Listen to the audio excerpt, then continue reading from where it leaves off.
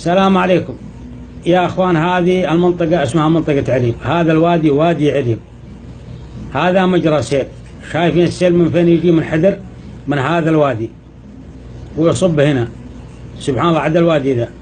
ولكن الغريب فيه أن فيه كائن هنا مخلوق. كيف جاء المنطقة هذه ما أنا عارف. سبحان الله. شايفينه قدامي في هذا الشارع، طالعوا فيه السواد الممتد هذا. سبحان الله كيف جاء هذا الكائن هنا ما أدري، هو يطير ولا يزحف ولا والله أعلم، ولا هو جني. بسم الله الرحمن الرحيم، بسم الله الرحمن الرحيم، بسم الله الرحمن الرحيم. ها شايفينه؟ هذا هو. خلنا نقرب.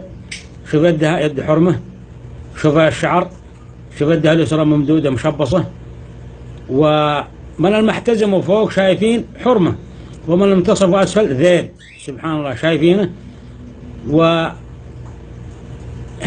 الغريب كيف جاء هنا. سبحان الله.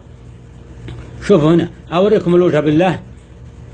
شايفين الوجه، العيون والأنف والفم حرمة. سبحان الله. والشعر شايف، وهنا شو معها ديوس وكتف. شايفين مرة حرمة. سبحان الله. والغريب فيه إن ما لها ريحة، والله ما شم لها ريحة يا أخوان. سبحان الله.